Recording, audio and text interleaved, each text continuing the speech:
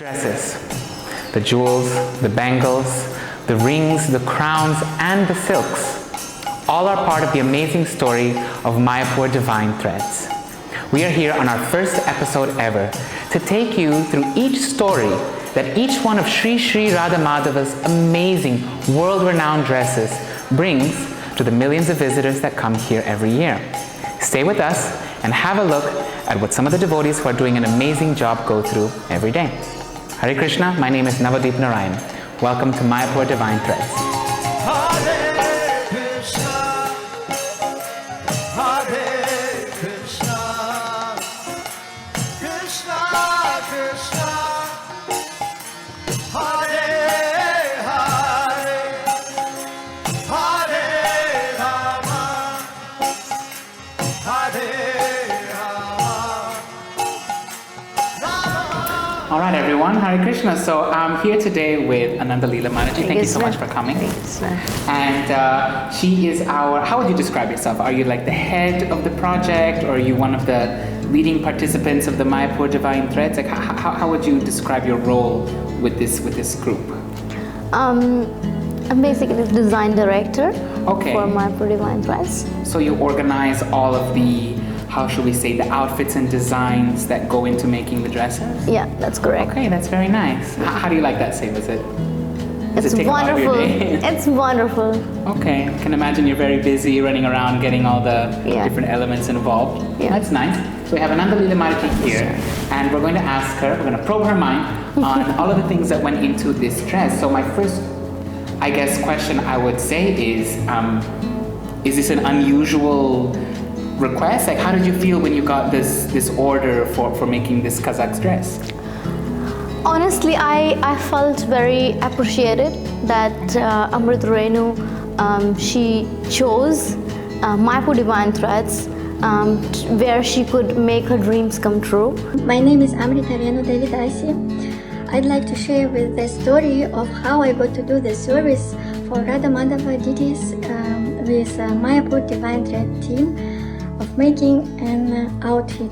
That's really nice. That's really, really nice that as a community where we have that ability. That's really nice. And I can't imagine was it a smooth process? Like, what were some of the challenges? Give us the good stuff. What went into making this dress? There was quite a bit of a challenge when she approached us. That was in the middle of the peak of pandemic. Oh yes.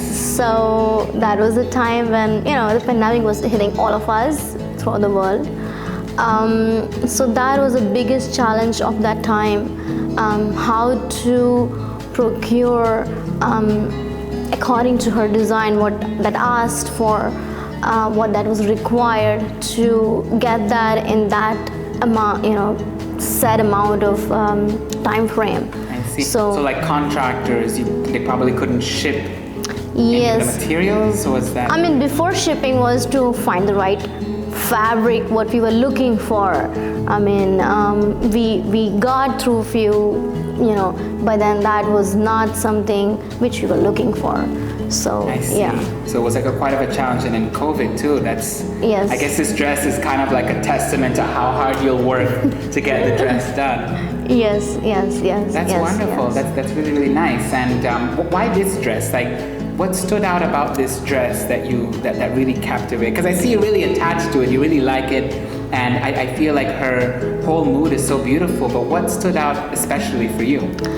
For me, it was like this was a like Amrit Renu. She designed this as it's a Kazakhstan wedding outfit. To design something close to me, and I went to the style of Kazakh costume. It's a wedding Kazakh national costume. Okay. So that was something special. It's a wonderful opportunity to how to implement that when it comes to making outfits for deities. So that was a very new beginning, I would say, to work in that, in that area. For you or for the team, or like how was that? For the team and myself. Okay. At the time, I had a service in a sewing room in the temple under Ramadevi Mataji's supervision. She is a Prabhupada disciple. I didn't expect that she liked it, and she told me, "Oh, it's doable. You have to sew these dresses for Radha Madhava deities in the temple." And I was advised to go and ask for the help to Anantalila Mataji. She was one of my teachers in Mayapur Academy. Also, she has a service room, Mayapur Divine Threads, and with her tailor team, she makes a lot of designs for the deities. Then Anantalila Mataji mercifully took on the sewing of the outfit, helped me to find perfect fabrics and upgrade some details. When we first showed it to Janani Prabhu, with whatever materials were available with us, he mentioned that like he looked at one of the fabric and then he said it should be a bit softer. So, Okay. Like the actual fabric? Yeah. It should be softer. Softer. Okay. So that's where the personal aspect comes when we do it for the deities. It has to be nice and comfortable for them to put them on. So that was one of the aspect which Janani Prabhu pointed out. And so that was a challenge to find that right fabric, and So I'm a little bit. I mean, for those of you in the audience who don't really know, I don't know anything about fabrics. So what would you consider a soft dress? Like this is soft. This is soft. Like what does that mean? Like what kind of fabrics are there? well, Cotton and there's silk. How much more can you get? so you got that silk, and when it comes to deity dressing, Was this Kazakh dress silk? it was velvet, and we used silk organza because the Kazakh, the outfit what was designed was demonstrated in the illustration. It required ruffles. So ruffles, so that was like a transparent fabric. So we worked with silk organza for the ruffles, and it had like a waistcoat kind of thing, which was velvet. And that's part of the traditional wedding dress. Yeah. That's very nice. Yeah. Was there anything? I mean, everything goes through Janani Prabhu, right? Yes. Like, did he have any other thoughts on the dress when you presented it to him?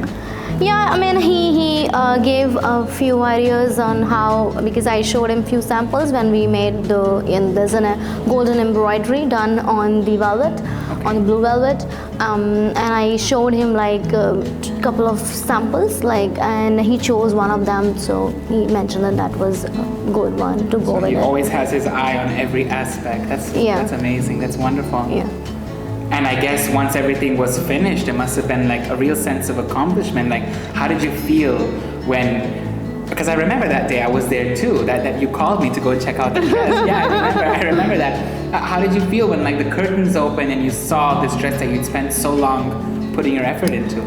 I felt very grateful to be able to offer something to Sri Radha Madhava. And most importantly, Janani Prabhu was very happy with that, and his expression was like, they look so fresh and vibrant. So that was very, I would say, satisfying for me. Yeah. That's wonderful, and coming from him as well. Yes. That's lovely. Yeah. Wow. Do you think that? Because I imagine the whole selection process of the dresses, it goes through a lot of filtering. Like you can't have them dress up like Santa Claus, or whatever. I personally find that when I see Radha Madhava dressed like in a Kazakh outfit, it just reminds me that Krishna can come to us in all of our cultures, in all of our forms. But do you think there is a wider scope to add different cultures' dresses? Like how do you toe the line between what is appropriate, what is inappropriate? I've always wondered that.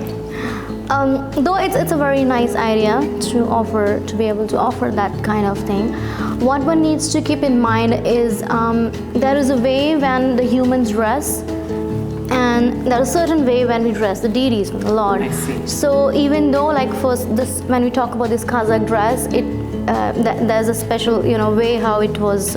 It's usually how they wear it, but we had to do some tweaking to the, original traditional style when it came to make the outfit for the deities, because their opulence has to be taken into account. Okay. They have to look royal. They have to look royal. So we had to add and tweak in few things. Okay, yeah. so each dress is also tailored according.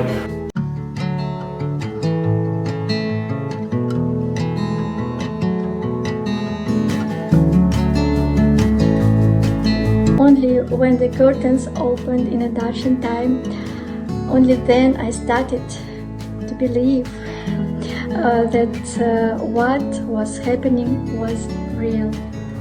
And I saw the Radha Madhava deities in Kazakh style costumes.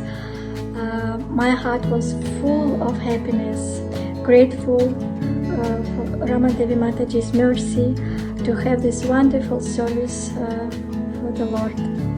Also, of course, I'm really grateful to Ananta Lila Mataji and her high professional team, Mayapur Divine Threads. Only with their help it was able to make my dream come true. Everything was done perfectly and very beautiful, and I would definitely recommend their service to other devotees. All right, Nandalini Mataji, thank you so much for joining us and for taking the time to come here and grace us with your presence and let all of us know what goes on behind the dresses. We really look forward to your other projects. Please stay tuned for the videos that will come up, and hopefully we'll have Nandalini Mataji come back again to share more of each dress's journey. Thank you all so much for watching. Hare Krishna.